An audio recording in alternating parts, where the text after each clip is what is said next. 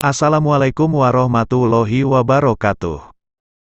Apa hukumnya orang yang bertato menjadi imam sekalipun dia sudah insaf dan banyak hafalannya? Karena sebagian orang ada yang tak membenarkannya. Imam di Jepang itu mantan Yakuza. Yakuza itu tatonya sampai pergelangan tangan. Begitu dibuka, tato semua.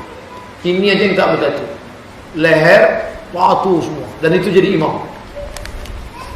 Taubat berkat jamaah tabligh. Karena yang bisa mentaubatkan Yakuza itu jamaah tabligh. Yang berani menepuk tatu-tatunya itu, Mas, taubat. Nah, itu jamaah tabligh. Akhirnya taubat. Taubat jadi imam. Sudah kita bahas. Cari videonya di YouTube, Somat Tato, enter dapat. www.youtube.com, tulis di situ Somat Tato, dapat. Kalau mau kaji lengkapnya. Tapi kesimpulannya, tato tidak najis. Maka tak perlu disetrika. Ini saya tengok banyak yang tobat setrika, gambar ular kobra di setrikanya jadi cacing tanah. Mau belok-belok lah kobra tadi. Biar aja, tak perlu. Dan kita pula bagi yang belum bertato, menengok orang bertato sudah tobatnya kita tengok-tengok. Ini belum, ini tengok-tengok. Ya kalau dia udah tobat betul, kalau setengah tobat apa kita tengok? Mata lain gitu. At-taibu minadz-dzambi kama la dzambala. Orang yang taubat maka dia macam tak berdosa, bersih bersih. Jangan-jangan dia jauh lebih suci daripada kita. Jangan merasa dirimu suci. La tuzakku anfusakum. Saya kalau menengok orang bertatu sholat, oh kagum saya. Dia bertatu preman dapat hidayah, maka mungkin dia lebih dulu masuk surga daripada kita. Karena nilai jihad dia luar biasa.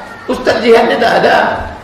Lahir di tengah keluarga muslim, muslimah, keluarga beragama, tak ada jihad. Dia berjihad luar biasa, melawan narkoba, melawan lingkungan, taubat dia, maka dia jauh lebih mulia daripada kita. 2.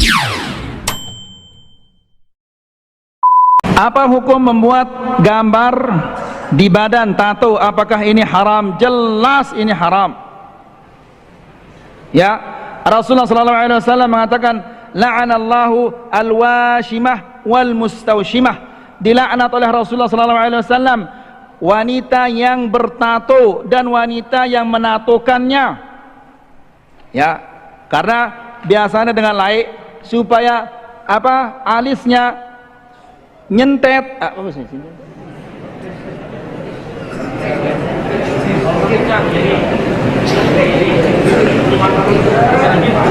Iya, supaya ya jergit.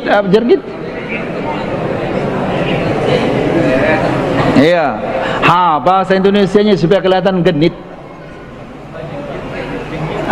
Al-muhim sudah ya, supaya ditato alisnya.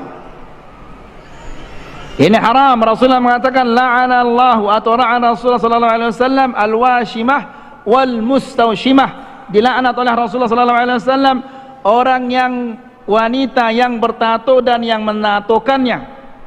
Dua-duanya dilaknat. Apa laknat itu?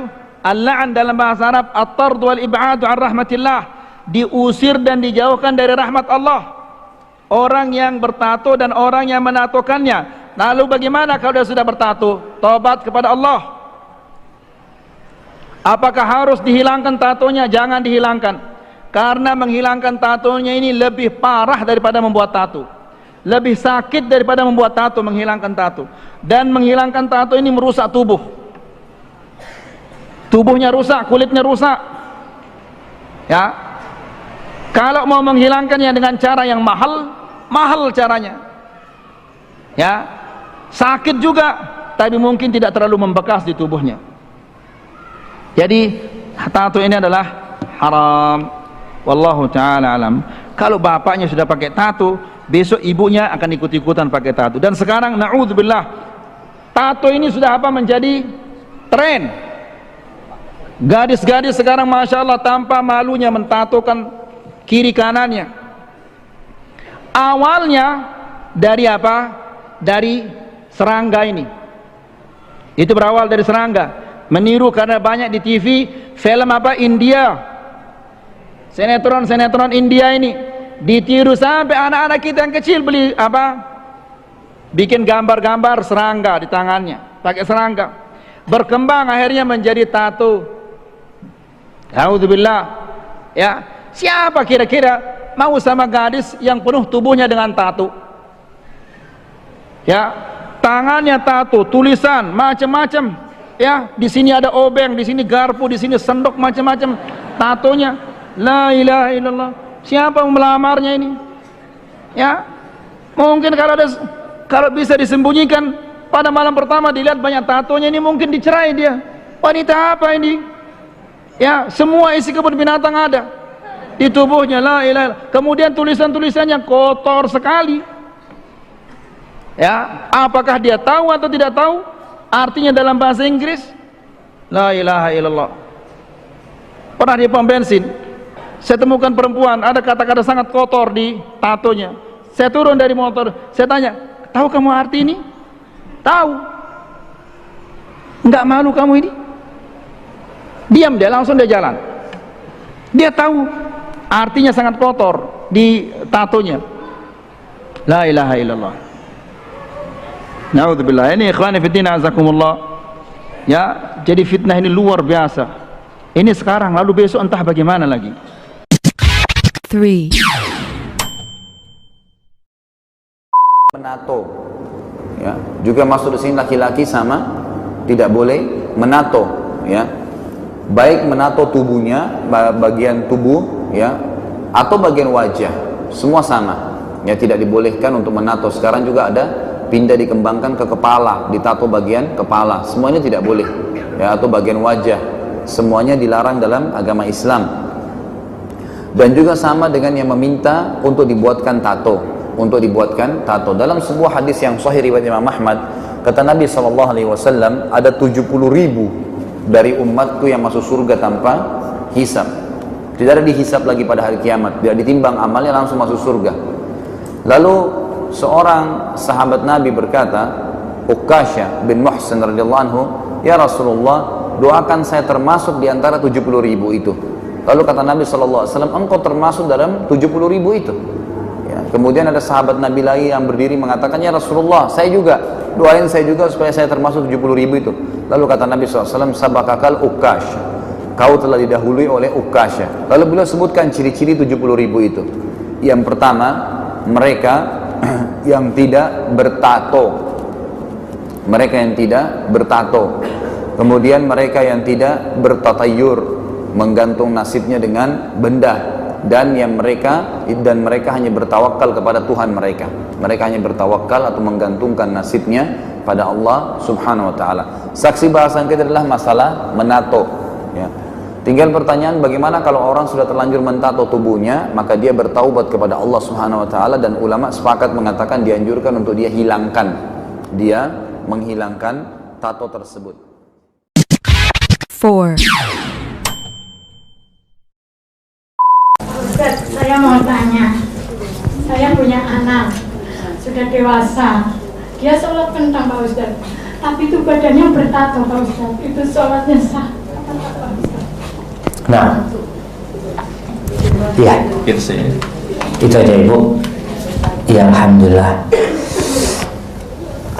Bismillahirrahmanirrahim. Pertanyaan yang mungkin banyak terjadi di Indonesia, apalagi kita lihat fenomena tato ini ya.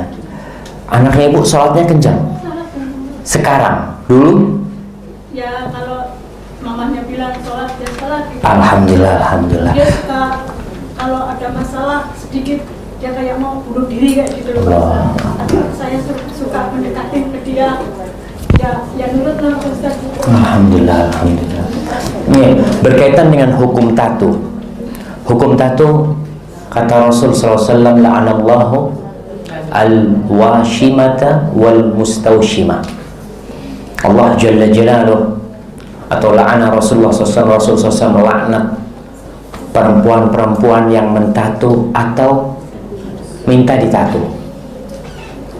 Jadi dulu tato itu adanya di kaum wanita, bukan di kaum lelaki. Karena apa? Disebutkan oleh para ulama, perempuan nih merasa kurang. Kalau laki-laki udah kayak gitu, laki udah kayak gitu. Bahkan perempuan dilahirkan kurang, lelaki dilahirkan lebih gitu kan. Kalau laki lahir harus disunat karena ada yang lebih gitu. Kalau perempuan kurang, maka perempuan itu kita lihat kalau lahir dikasih anting ya, supaya kelihatan nih baru nih cewek nih gitu kan. Dikasih gelang, kalau nggak ada antingnya nggak kelihatan nih perempuan bang. Perempuan pakai tato supaya tampak lebih cantik. Kalau lihat perempuan-perempuan kuno, orang-orang kuno itu mungkin yang ditato alisnya, sekarang udah mulai. Kemudian kadang-kadang di dagunya nih kasih tato. Kalau berangkat haji masih ada orang-orang dari pedalaman-pedalaman tuh yang mentato. Kalau yang laki enggak, dia mentato supaya kelihatan tambah sempurna. Muncullah kemudian generasi lelaki-lelaki yang enggak pede dengan yang Allah berikan kepada dia. Dia nggak pede, padahal badannya udah gede gitu ya, masih nggak pede. Akhirnya dia pasang tato gitu loh. Subhanallah, emangnya bagus ditato gitu kan. Dia karena nggak pede, dia pasang itu, tetap dilaknat. Lelaki dan perempuan pun sama-sama dilaknat yang mentato. Berkaitan dengan sholatnya, apakah sholatnya sah atau tidak? Orang yang mentato itu air sebenarnya masuk ke pori-porinya. Jadi tato itu di bawah kulit. Itu kan? Di bawah kulit. Dia itu di bawah kulit, bukan di atas kulit. Beda sama cat. Jadi ada ibu-ibu yang mencat apa? Kutek. Iyalah, kutek kan. Kita mah yang biasanya dipasang di kuku ya. Itu nggak sah sholatnya. Atau yang di rambut cat ya. Tapi kalau sekedar apa namanya hina, yang dia itu tidak menghalangi air untuk ke sana, sholatnya sah. Tapi dia tetap harus bertobat kepada Allah, karena orang yang dilaknat itu artinya dijauhkan dari rahmat Allah, dijauhkan dari rahmat Allah Subhanahu wa ta'ala. Maka dia tetap harus bertobat, memohon ampun kepada Allah atas perbuatan dia itu. Maka jangan dianggap remeh ya. Kadang-kadang ibu-ibu ada yang apa alisnya ditato karena kurang cantik, kemudian seperti itu. Subhanallah, udahlah, insya Allah yang Allah berikan itu yang terbaik buat kita. 5,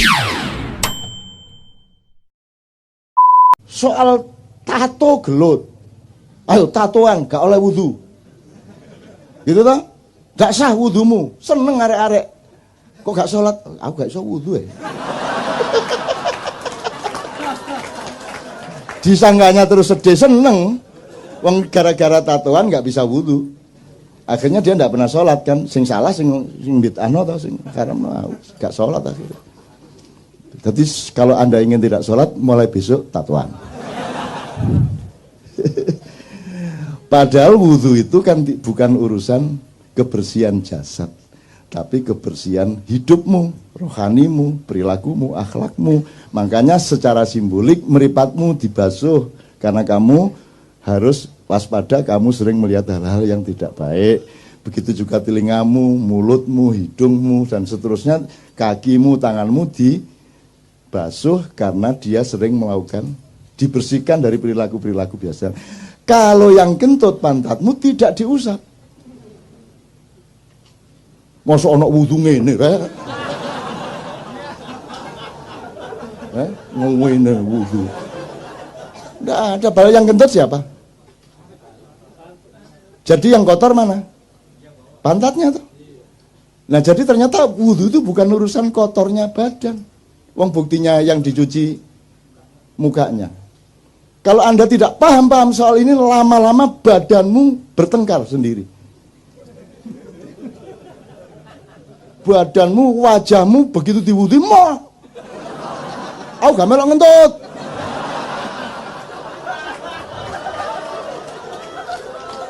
Terus ngene, iya.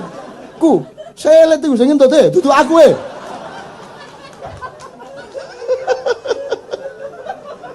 Logis ya? Jelas ya? Agama menggembirakan ya? paling tidak menjadi rahmatan lil alamin pada dirimu, pada keluargamu, wis alhamdulillah. Kalau itu sudah kamu alami setahun 2 tahun, kamu adalah rahmatan lil alamin bagi tetanggamu, bagi semua yang ketemu dengan kamu. Kan begitu. Kalau Anda sudah mendapat cahaya, lama-lama Anda menyatu dengan cahaya, lama-lama Anda menjadi cahaya. Kalau Anda sudah menjadi cahaya, tidak perlu bersinar. Wassalamualaikum warahmatullahi wabarakatuh.